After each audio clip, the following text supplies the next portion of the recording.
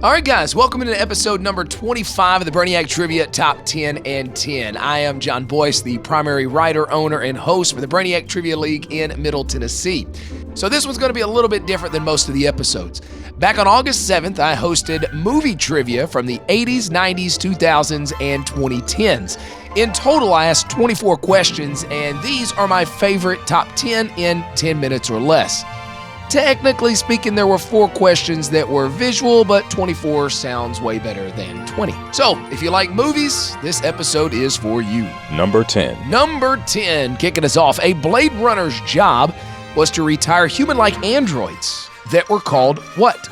A Blade Runner's job was to retire human-like androids that were called what?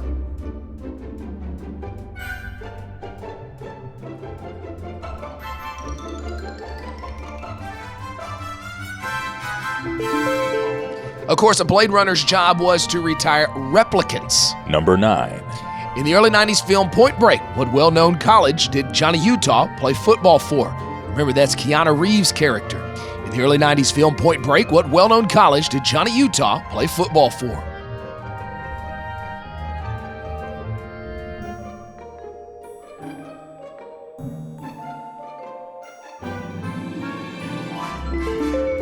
A little bit of symmetry here as he played college football in this movie as well as in The Replacements both times for Ohio State. Number 8. In the movie The Hangover, which character delivered the line, "Would you please put some pants on? I feel weird having to ask you twice." In the movie The Hangover, which character delivered the line, "Would you please put some pants on? I feel weird having to ask you twice."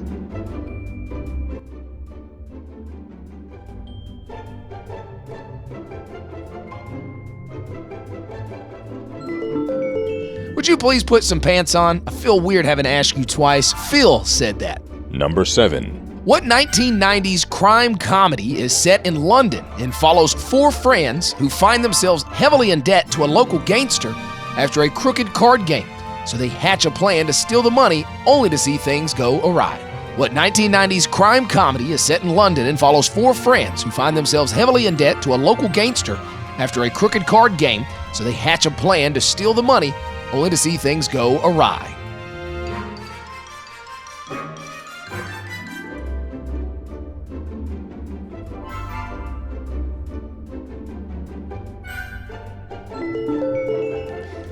This isn't the most well-known movie in the world. I think it's phenomenal. Lock, Stock, and Two Smoking Barrels. Number 6. I really like this question. M.C. Escher's art inspired the special effects of which Christopher Nolan fantasy? M.C. Escher, the artist, M.C. Escher's art inspired the special effects of which Christopher Nolan fantasy?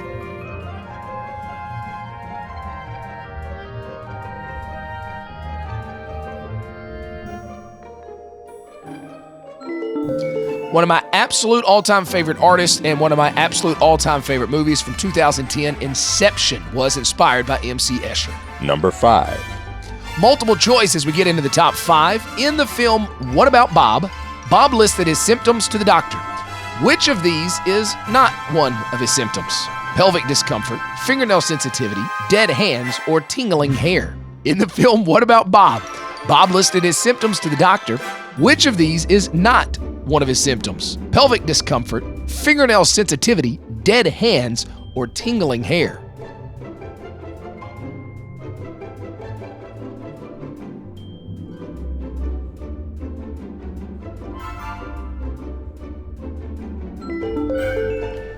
So Bob had pelvic discomfort, he had fingernail sensitivity, and he also had dead hands, whatever that is, but he did not have tingling hair. He did have an awesome goldfish, though. Number 4.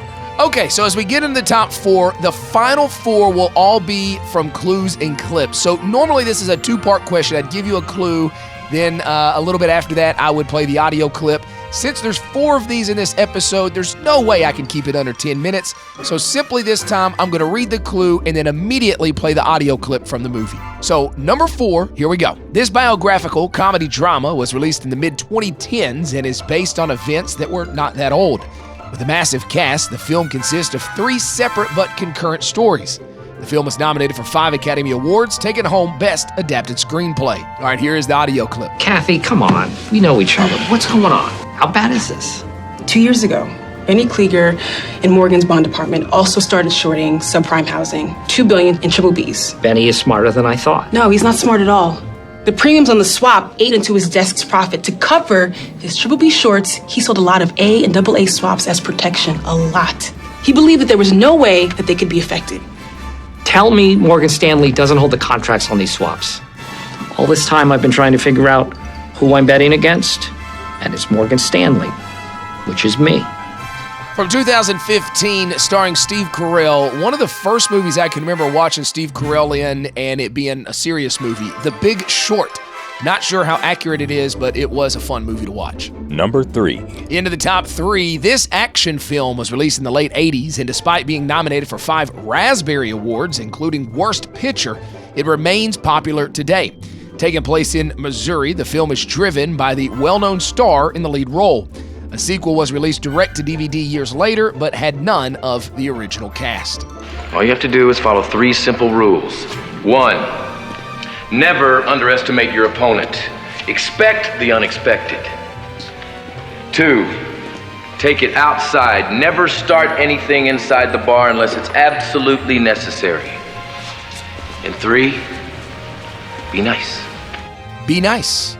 Roadhouse. Impossible for me to say that name without saying it like Peter Griffin. Roadhouse. Number 2.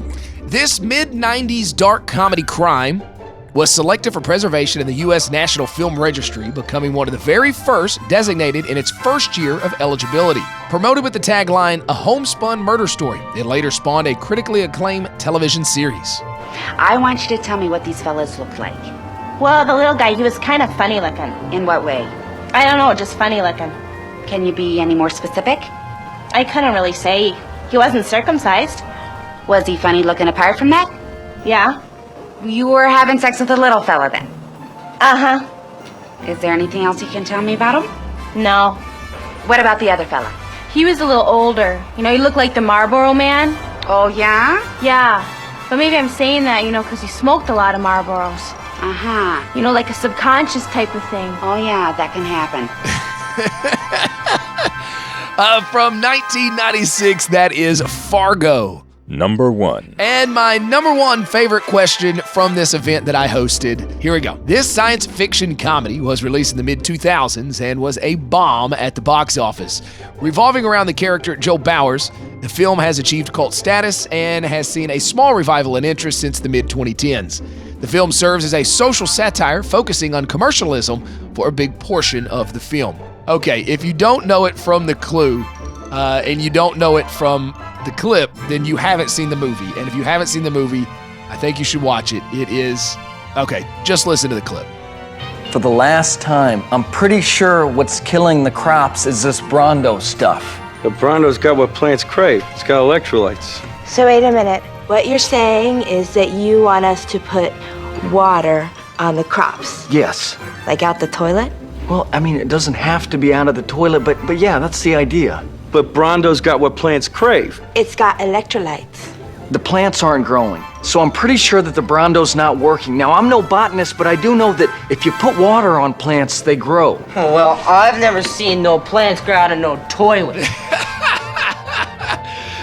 From 2006, Idiocracy is the correct answer. The movie is completely, ridiculously stupid, and I love every second of it, and that line might be my favorite line. Well, I ain't never seen no plants grow out of no toilet. Oh, guys, I have got a ton of events lined up for 2023 that revolve around movies. I've got an 80's night, a 90's night, a Disney night, all kinds of fun stuff lined up. More that are not officially booked yet, but hopefully will be soon. If you can't catch one of my in-person games, I hope you'll stay tuned to the podcast because I do plan on putting podcast episodes up after each of those events. If you'd like to become a supporter of the podcast, click on the link in the bio. Nothing is expected. Everything is appreciated. As always, thanks for listening, guys. I'm John Boyce, and this has been the Brainiac Trivia Top 10 in 10. It's got electrolytes.